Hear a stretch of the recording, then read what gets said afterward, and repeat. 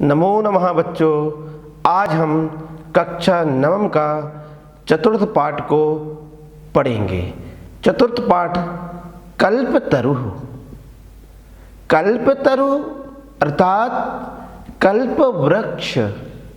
बच्चों, अब हम पाठ को प्रारंभ करते हैं। पहले प्रस्तावना को देखते हैं। प्रस्तुतोऽयं पाठः वेताल पंचविंशति इति प्रसिद्ध कथा संग्रहात् संपादनं कृत्वा संगृहीतोऽस्ति।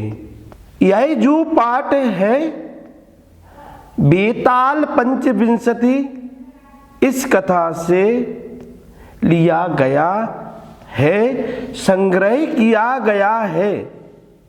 अत्र मनोरंजक घटना भी विस्मयकारिक घटनाभिश्च जीवन मूल्यम निरूपणम वर्तते। अत्र यहाँ पर मनोरंजन घटना, विस्मय जो भी घटनाएं हुई हैं उनको याद दिलाने के लिए जीवन मूल्यम निरूपणम वर्तते।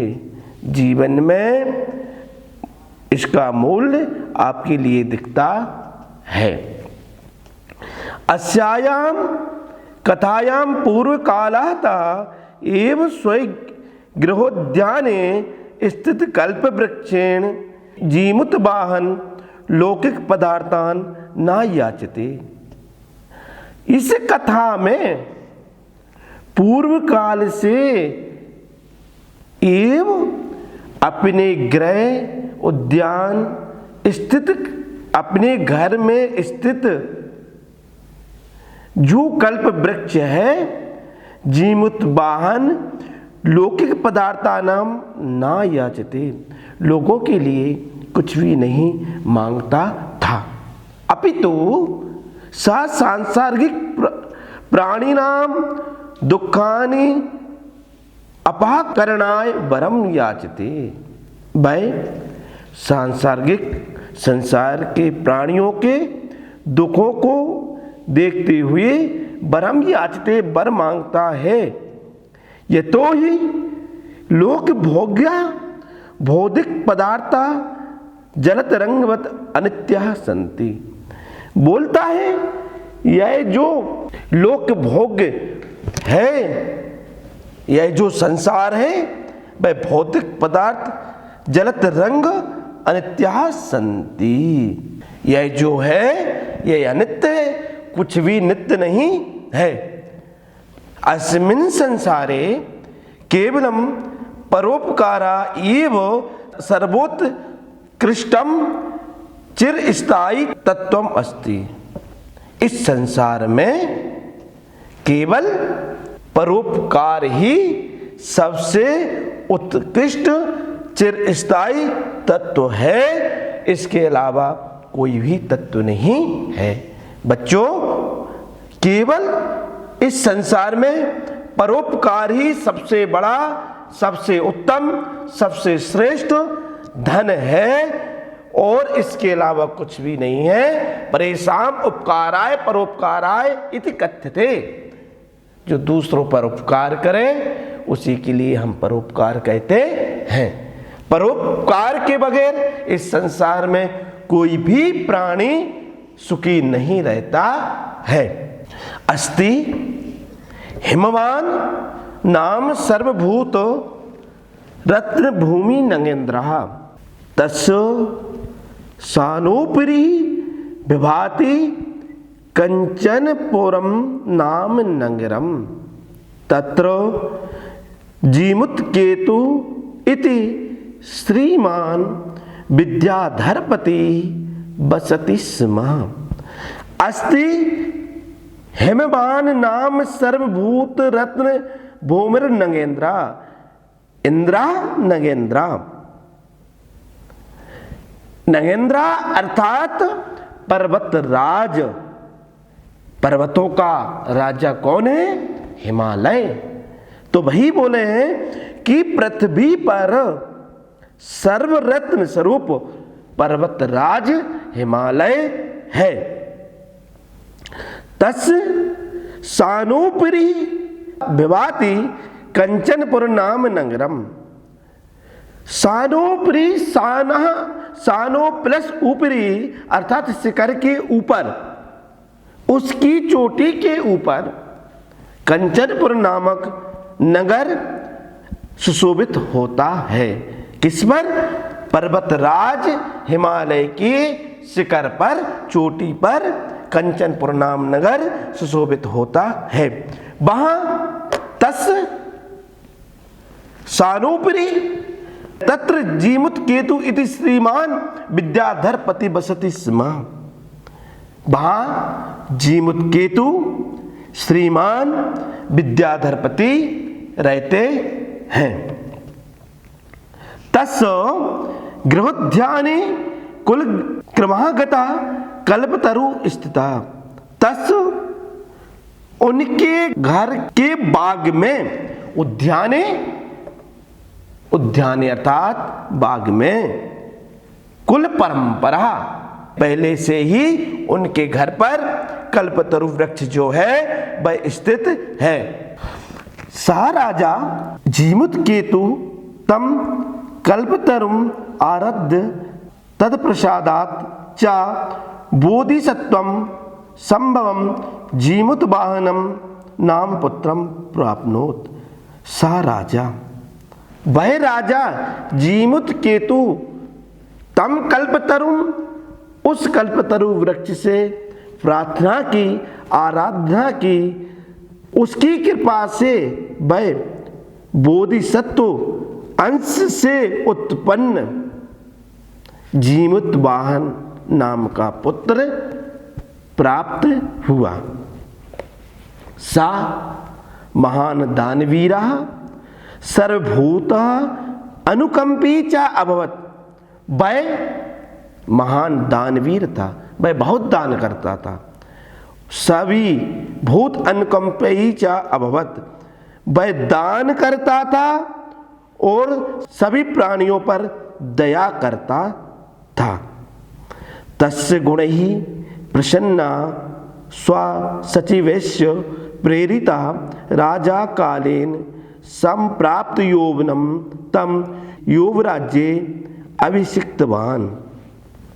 और उसके गुणों से प्रसन्न अपने मंत्रियों से प्रेरित राजा के समय से यौवन प्राप्त उस युवक जब वह जवान हुआ तो उसको युवराज पद पर अभिषिक्त कर दिया, उसको राजा बना दिया। कदाचित हितेश भी पितृमंत्री भी उक्ता। जीमुतवाहन कभी हित चाहने वाले पिता और मंत्रियों के द्वारा कहा गया, युवराज, युवराज योयम सर्व कामदः कल्पतरु तपोध्याने तिष्ठति सा तब सदा पूज्य। युवराज, जो यह सब कामनाओं को देने वाला कल्पतरु वृक्ष है वह तुम्हारे बाग में खड़ा है। तपोध्याने तिष्ठति, तुम्हारे बाग में खड़ा हुआ है, लगा हुआ है। सा तब सदा पूज्य, वह सदा हमेशा पूज्य है और इसकी हमेशा पूजन करना। अस्मिन अनुकूले स्थिते शक्रोपि नास्वान बाधितुम शक्नुयात्। इसके अनुकूल होने पर इंद्र भी हमको बाधित नहीं कर सकता। यदि यह कल्पतरु वृक्ष अपने अनुकूल है तो इंद्र देवता, वरुण देवता भी कुछ नहीं कर सकते हैं। अकन्नयित जीमुत वाहना अचिंत्यत। यह सुनकर जीमुत वाहन अचिंत्यत मन में सोचा, अहोवत एतत् दृश्य मपरापदम प्राप्यामि पूर्वैः पुरुषैः अस्माकं तादृशं फलं किमपि न आसीदम। अर्थात ऐसे अपर पौधे को प्राप्त करके भी पूर्वई पुरुषई अस्माकम, हमारे पूर्वज पुरुष के द्वारा वैसा फल भी प्राप्त कभी नहीं किया किंतु केवलम केचित देव कृपणई, केवल कुछ ही कंजूसों, कृपणई अर्थात कंजूसों के द्वारा कोई भी धन नहीं मांगा। तद अहम अस्मात् मनोरथ अभिष्टम साधयामी, तो मैं इससे अभिष्ट मनोरथ सिद्ध करता हूँ। इससे मैं जो भी लोगों की इच्छाएं हैं, जो भी व्यक्तियों की इच्छाएं हैं, तो मैं सारे मनोरथ सिद्ध करता हूँ, सारे कर्म सिद्ध काम करता हूँ। इति एवं आलोच्य सा पितु अंतिम अगच्छत, ऐसा सोचकर वह पिता के पास गया। आगत्य सा सुख आसीनम पितर में कांते न्याय वेदत, ऐसा सोचकर पिता के पास गया और आकर सुख से बैठे पिता से एकांत में बोला, पिताजी तात तुम ना जानसी एव यद अस्मिन् संसार सागरे आशरीर मिदम सर्वम धनम बेची बंचलम। पिताजी तुम तो जानते ही हो कि इस संसार रूपी सागर में अपार्थिव यह सब धन लहरों के समान चंचल है। ये कहा परोपकार एव अस्मिन् संसारे अनुस्वारा, केवल एक ही परोपकार एव अस्मिन् संसारे, इस संसार में परोपकार ही अनुस्वर है, जो योगिगवंतर पर्यंतम यशा प्रसूयते, जो अनेक समय तक युगों तक ही यश नाम होता है, कीर्ति होती है। व्यक्तियों की जो भी पहचान होती है वही परोपकार से होती है। तद अस्माभिः अधिदृशा कल्पतरु किमर्थम रक्षेत, हमारे द्वारा यह कल्पतरु वृक्ष किस लिए रक्षित है। यस्य पूर्व अयम मम, जो पूर्वजों द्वारा यह मेरा इस आग्रह से रक्षित है कि यह मेरा है, इस तरह से इस कल्पतरु वृक्ष को लगाया हुआ है, रक्षित किया गया है। इति आग्रहेण रक्षित है। ते इदानीं कुत्र गता, वे इस समय कहाँ गए। तेषां कस्याम, उनका किसका है। अस्याम बाके ते, इसका अथवा कौन है। तस्मात् परोपकारी फल सिद्धे तत्वाज्ञाया एवं कल्पपादम आराधयामि, परोपकार एक फल की सिद्धि के लिए तुम्हारी आज्ञा से इस कल्प वृक्ष की आराधना करता हूँ।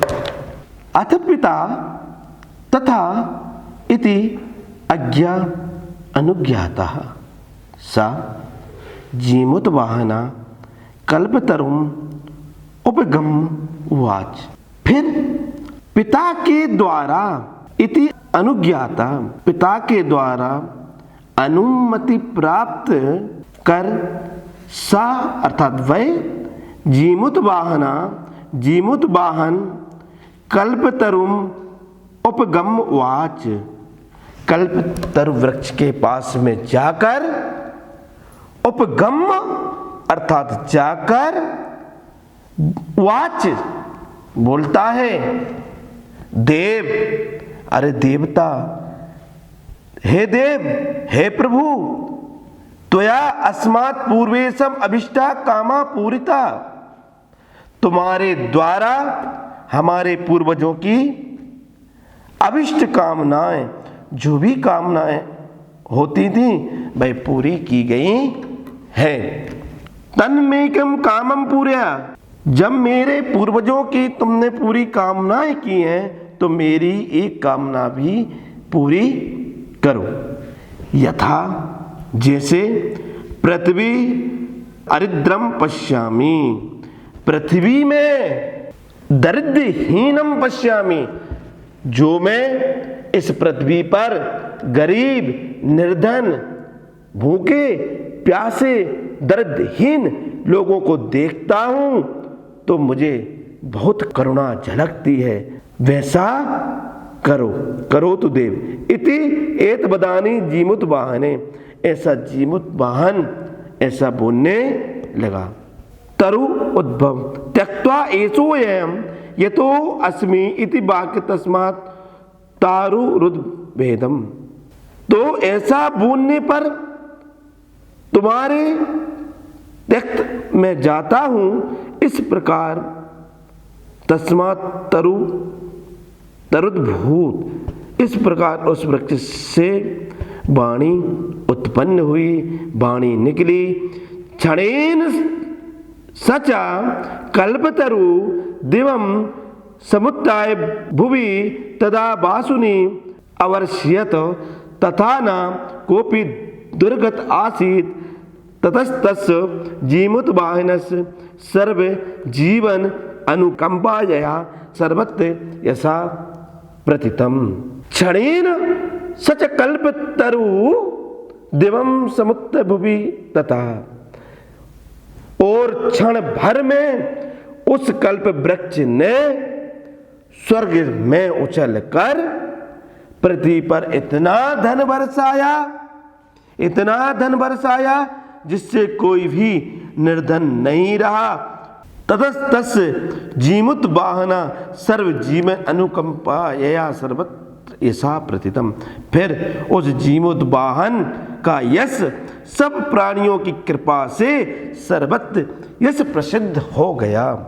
तो बच्चों, इस पाठ में यह बतलाया गया है कि परोपकार करना ही सबसे बड़ा धन है। परेशान उपकाराय परोपकाराय इति कथ्यते। जो दूसरों पर उपकार करे, दया, धर्म, हर काम करे, उपकार करे, उसी के लिए ही हम परोपकार कहते हैं।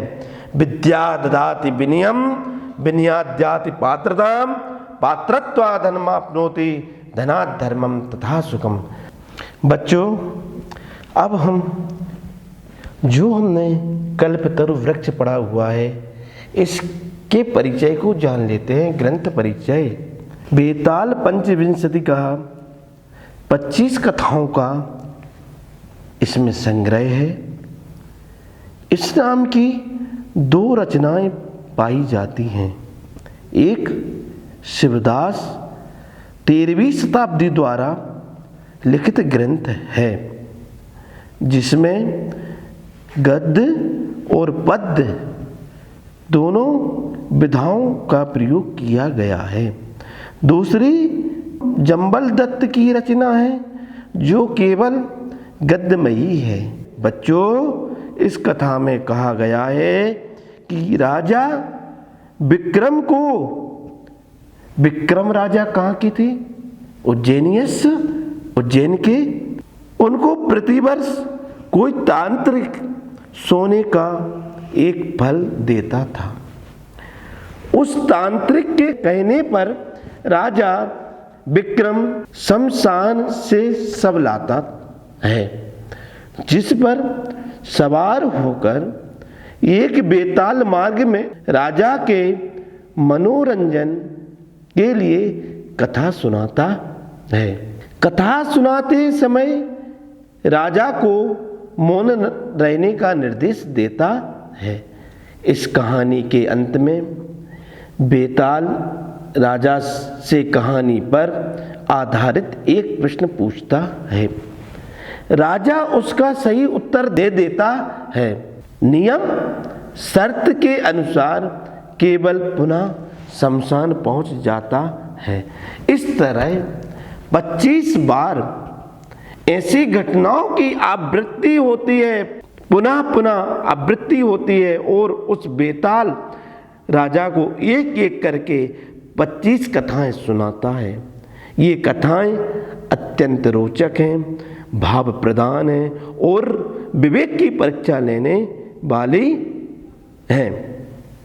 तो बच्चों, अब हम जिस प्रकार कल्पतरु वृक्ष परोपकार करता है, उसी तरीके से हमारे कुछ श्लोक हैं जो भी परोपकार करते हैं। सर्वे भवन्तु सुखिना, सर्वे सन्तु निरामया, सर्वे भद्राणि पश्यन्तु, माँ कश्चित् दुःखभाग् भवेत्। सर्वस्तरतु दुर्गाणि, सर्वो भद्राणि पश्यतु, सर्वा काममवाप्नोति, सर्वा सर्वत्र नंदतु। ना तो हम कामये राज्यम, ना स्वर्गम, ना पुनर्भवम, कामये दुख तप्तानम, प्राणी नामार्ति शासनम। बच्चों, आज हमने कल्पतरु वृक्ष इस पाठ को पढ़ा और कामना यह करता हूँ सभी बच्चों को अच्छी तरीके से यह पाठ समझ में आ गया होगा। धन्यवाद। नमो नमः।